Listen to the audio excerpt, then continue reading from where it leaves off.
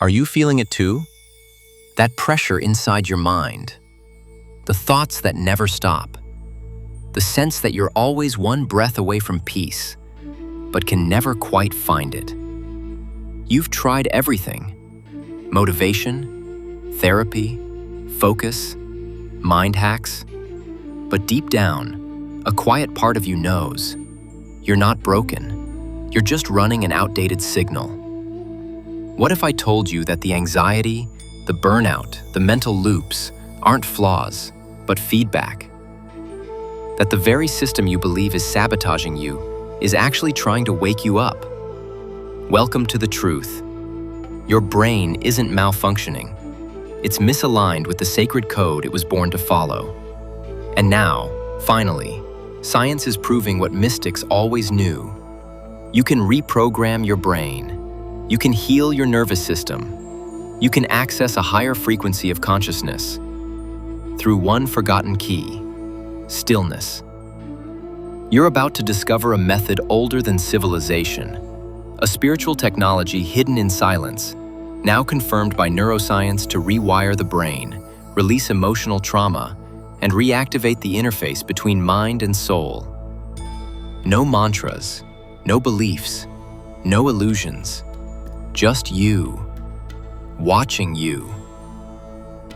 And when that happens, your brain doesn't just relax, it begins to rebuild itself. Chapter 1: The Forgotten Interface Between You and Reality. Every morning, before you even open your eyes, the world enters your mind. Notifications, deadlines, expectations. Your brain is hijacked before your soul can even breathe. And somewhere beneath that flood, something sacred whispers, "Where did I go?" We live in the noisiest civilization in human history.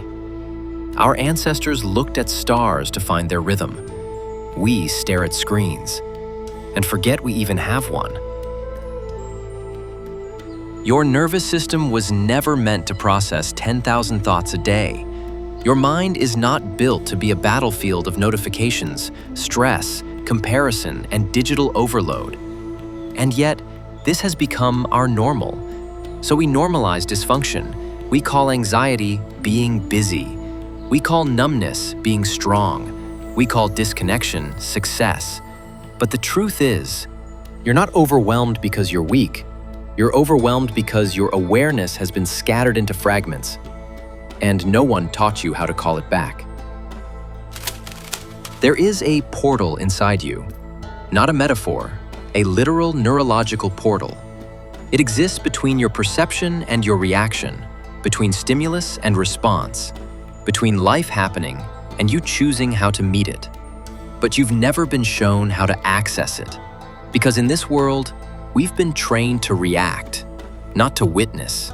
We scroll, we click, we compare, we chase dopamine while silencing intuition. We move faster, but feel less. Vipassana is the forgotten language of that portal. It is not a trendy meditation. It is not a productivity hack. It is the original technology of awareness, older than language, deeper than thought. The most ancient technology is not a device, it's attention. Attention is the oldest interface between you and reality. Where you place it determines what your brain rewires. What you watch reshapes your inner map of the world. And here's what no one tells you. Your attention is being monetized, hijacked, weaponized.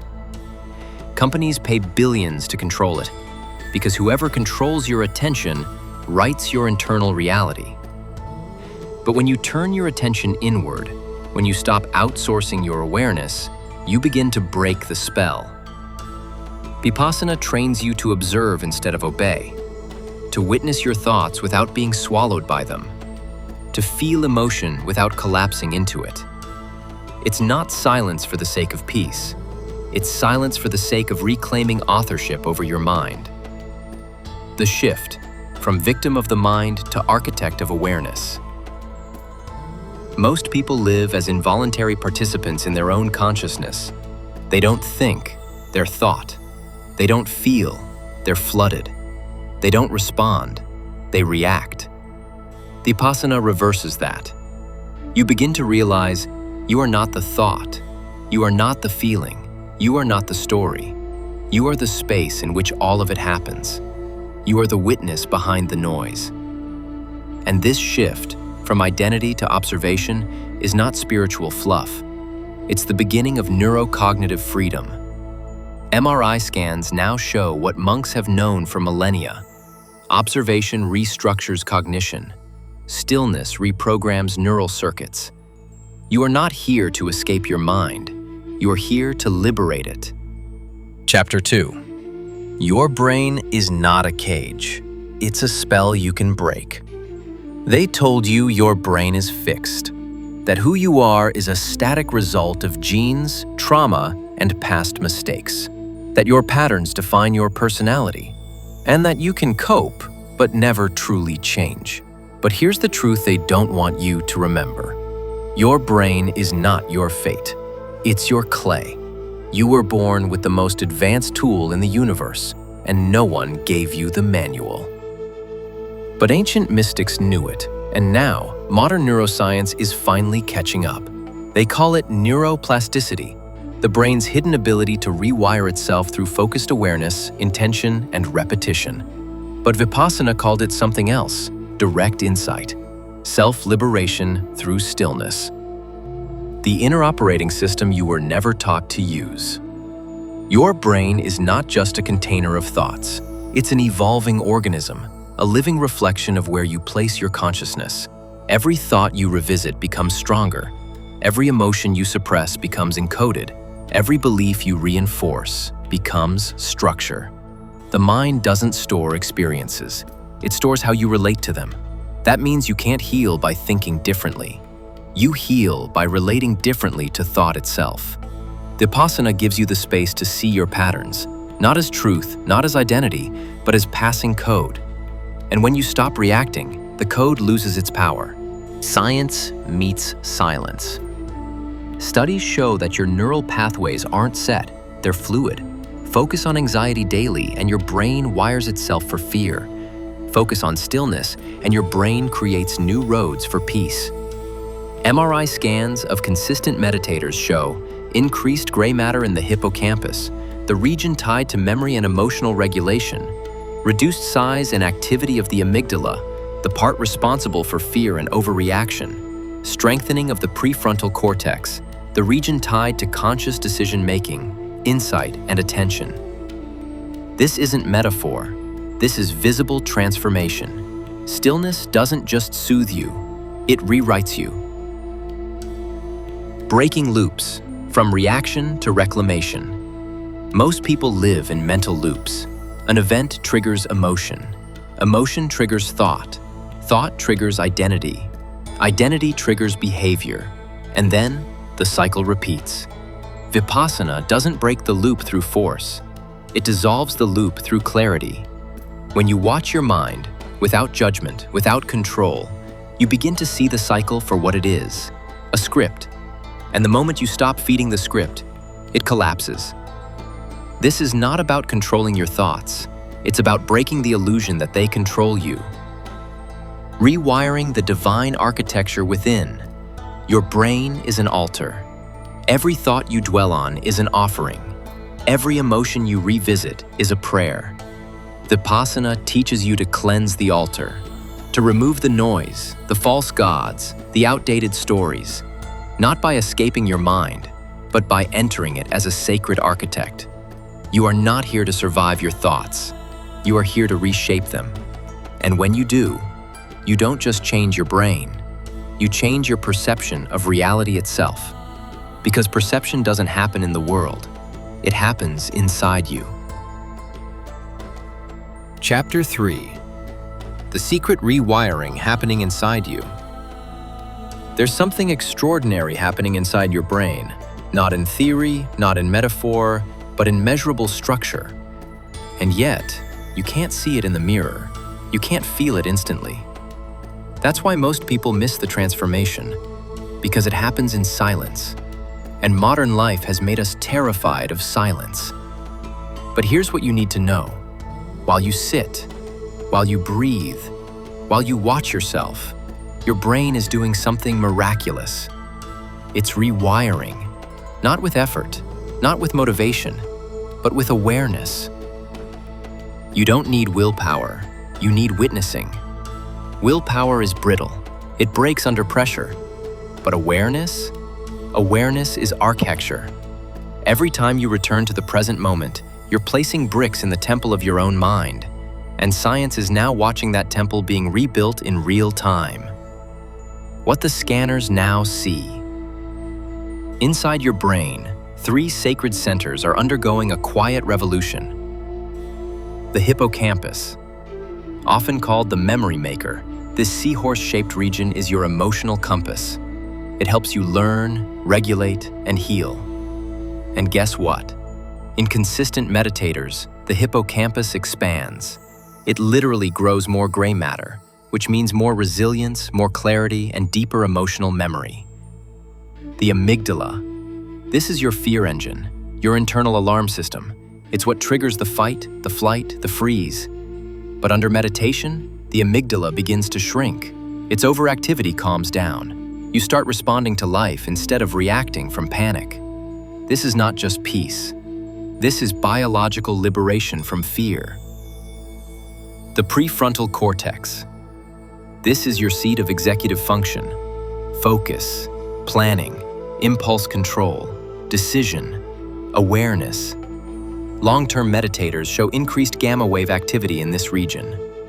They think clearer, decide better, feel more in control, not because they learned something new, but because they unlocked what was already there. You are not calming the mind, you're rebuilding it. Let's be clear, Vipassana doesn't just make you feel good. It reshapes the terrain of your mind. It realigns neural pathways. It rebalances the conversation between emotion and logic. You're not escaping your brain. You're repairing the original blueprint. And that blueprint isn't just human, it's divine. You are restoring the sacred geometry of your inner architecture. Inner rewiring is a return, not a change. You're not becoming someone else.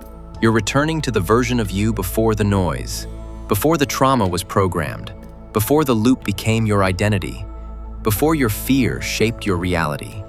Vipassana reveals that beneath all your mental architecture, there is silence. And in that silence, there is intelligence. Not the kind you earn, the kind you remember. The inner rebuild you were born for. You don't need to be fixed, you need to be witnessed.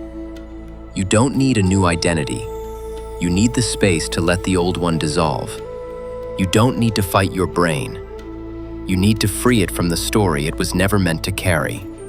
This isn't spirituality. This is spiritual engineering. This is you using your breath, your stillness, and your attention to do what no one taught you was possible. Reshape the mind, reclaim yourself, rebuild from silence. Chapter 4. Brainwaves, the hidden frequency of liberation. You've been taught to think in words, but your brain listens in waves. Beneath every thought, every emotion, every choice, there is a frequency. Not metaphor, not poetry, physics. And this frequency is not just describing your state of mind, it's creating your reality. You're not a thinker. You are a tuner. Your consciousness is a signal, but most people are tuned into static. Overthinking, anxiety, reactivity. These are not flaws of thought. They are symptoms of misaligned vibration. You're not broken. You're just tuned to a station that isn't yours. And here's the key. When you sit in silence, when you enter presence, you're not just calming the mind, you're changing the frequency of who you are. The electrical symphony of your mind. Brainwaves are not theory, they're measurable patterns. Beta is the wave of doing, sharp, active, alert, or anxious. Alpha is the wave of calm, open, flowing, focused. Gamma is the wave of insight, rare, radiant, transcendent. Theta and delta are the waves of deep intuition and rest, the dreamtime spaces where the soul remembers. Vipassana shifts you away from the beta chaos of doing and into the alpha-gamma resonance of being. Your brain doesn't just slow down, it realigns with coherence. And in that coherence, a deeper intelligence begins to speak. High entropy, the code of cognitive freedom. In science, entropy usually means chaos, but in the brain, it means possibility. High entropy states are more flexible, adaptive, and creative. Your consciousness isn't trapped in one way of perceiving. It becomes fluid, expansive, awake. Vipassana increases entropy in alpha and gamma bands, which allows your mind to explore more dimensions of awareness. More perspectives, more realities. The awakened brain doesn't just think differently, it becomes multidimensional. You see beyond thought. You feel beyond reaction. You remember beyond this identity.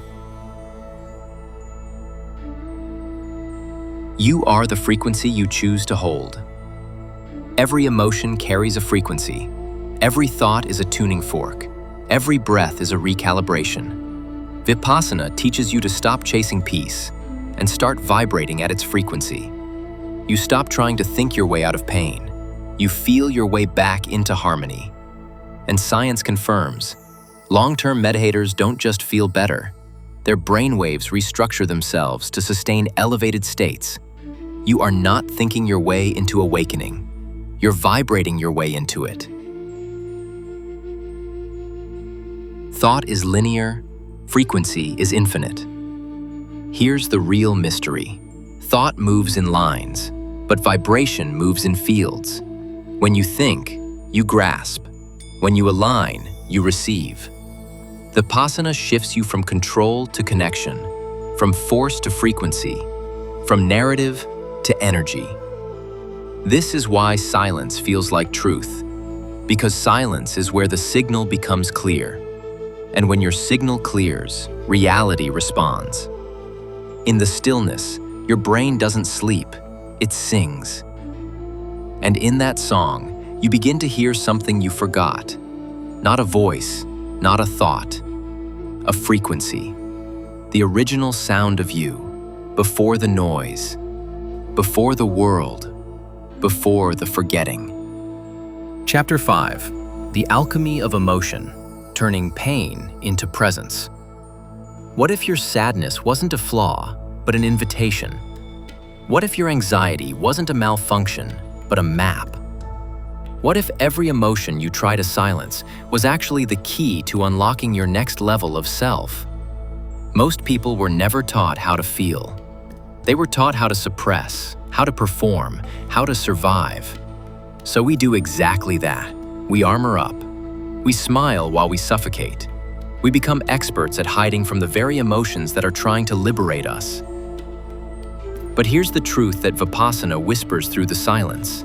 You don't need to fix your emotions. You need to witness them until they reveal what's underneath.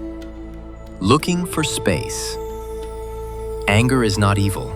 Grief is not weakness. Anxiety is not chaos. They are energetic weather systems moving through the landscape of your body, and your resistance is what turns them into storms. When you meditate, you don't erase these energies. You create space for them to move. That space is where the alchemy happens. From repression to regulation. Science has caught up to what the sages knew. When you observe emotion without suppression or judgment, your amygdala becomes less reactive. Your prefrontal cortex gains more control over impulses and reactions. Emotional charge loses its grip because the loop only survives when you feed it attention wrapped in fear. Meditation doesn't numb you. It returns your nervous system to truthful sensitivity, the kind that lets you feel without drowning. Reaction versus response, the sacred pause. In Vipassana, you learn something subtle and powerful. The difference between reaction and response is just a breath, a single moment, a sacred pause. And in that pause, you reclaim something rare, choice. You don't become a slave to the first story your emotion tells. You listen deeper. You wait. And often what felt like rage was grief. What looked like panic was fear longing to be held. You stop trying to fight your feelings, and you begin translating their language. Real emotional mastery is silent. Emotional mastery is not about control. It's about clarity. You don't stop feeling. You stop believing that every feeling defines you. You don't override the pain. You sit with it until it tells you its real name. And when it does, you realize it was never your enemy. It was a part of you, waiting to be seen. This is alchemy. True alchemy isn't about turning lead into gold. It's about turning emotional pain into presence. Through observation, the heavy becomes light. The chaotic becomes coherent. The unbearable becomes understood. Vipassana is not a hack. It is the ancient sacred technology of emotional transmutation. You don't transcend emotion by rising above it. You transcend it by going so deep into it that it dissolves into truth. Emotion is not a wall, it's a door. And when you stop trying to break through it and start listening, that door opens, and behind it is a part of you that never stopped feeling, never stopped waiting, and never stopped loving you. Chapter 6: Healing the Nervous System Through the Soul. What if your body wasn't failing you, but speaking to you? What if your tension was a message? Your fatigue, a cry for remembrance? Your inflammation, a consequence of a mind at war with itself? In the noise of modern life, we've learned to treat the body like a machine. Push harder, sleep less, suppress symptoms, ignore signals, perform anyway. But the body is not mechanical. It is spiritual intelligence made visible. Every ache, every tightness, every symptom is an unspoken memory trying to be felt. And the practice of Vipassana doesn't just calm the mind, it restores the sacred conversation between your awareness and your body. The science of spiritual reconnection. Let's talk about what's happening behind the scenes, beneath your skin, within your cells. Meditation lowers cortisol, the primary hormone of stress and breakdown. It calms the HPA axis, your body's master stress circuit. It activates the vagus nerve, the invisible bridge between your brain, heart, lungs, and gut. When this network calms, your entire physiology shifts. Your immune system resets. Your inflammation decreases. Your heart rate variability improves, a marker of emotional flexibility and internal safety. This is not relaxation. This is deep cellular repair. It's not feeling better. It's remembering what wholeness feels like. The body keeps the truth. The nervous system records everything the conscious mind tries to forget. And here's the secret. You don't heal trauma through thinking. You heal it through safe witnessing, in stillness, in breath, in presence. Vipassana allows you to sit in the presence of pain without being consumed by it. And when you do, the body softens because it finally feels heard. Inner peace has a biological signature. MRI scans show that consistent meditation leads to reduced inflammation markers like CRP and IL-6, strengthening of areas related to interoception, the brain's ability to feel the body from within, a more coherent heart-brain connection. In spiritual terms, this is not just health. This is harmonic alignment. You are not just healing the body. You are retuning the symphony of your entire energy field. Stillness is the medicine you were born with. Most of us are addicted to stimulation because silence feels dangerous. But silence is not absence. It is presence, undisturbed. Vipassana teaches your nervous system to stop bracing for danger and start remembering safety without condition. It teaches your body that peace doesn't come after achievement. Peace is your original setting. Stillness is not an escape. It is a return to energetic sovereignty. You don't heal by doing more. You heal by becoming still enough to listen. The more you listen, the more your body recalibrates. You are not fragmented. You are not broken. You are not diseased. You are out of rhythm with your natural pulse, the sacred tempo that your body remembers, even if your mind forgot. Vipassana restores that rhythm. It doesn't force healing. It simply removes what was blocking it. Healing doesn't always roar. Sometimes it arrives as an exhale, a subtle shift, a softening. And in that softness, the war ends. Not because it was won, but because it was no longer needed. Chapter 7. The 30-minute portal to rebirth.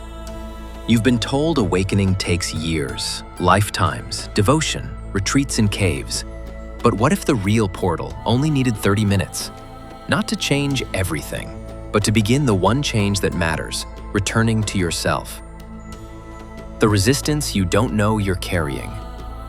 Most people say they don't have time to meditate, but the truth is more honest. They're afraid of what they'll meet in the silence. Because in those 30 minutes, you don't face the world, you face you. And that's where the rebirth begins. What the research actually shows. Neuroscientist Sarah Lazar discovered that after just 8 weeks of daily meditation, 30 to 40 minutes a day, there were measurable changes in brain structure. The hippocampus grew, leading to better emotional regulation and memory. The amygdala shrank, reducing stress and reactivity. The prefrontal cortex strengthened, boosting decision-making and self-awareness. This isn't a spiritual fantasy. It's a biological awakening. You don't have to master stillness. You just have to begin visiting it. The portal doesn't open later, it opens now. The mind will always offer delay. Later, when I'm less busy. Later, when I feel more spiritual. Later, when I'm ready. But here's the secret. Silence doesn't wait for you to be ready. It makes you ready. You don't prepare for meditation. Meditation prepares you for life. You will resist the stillness. That's part of the initiation.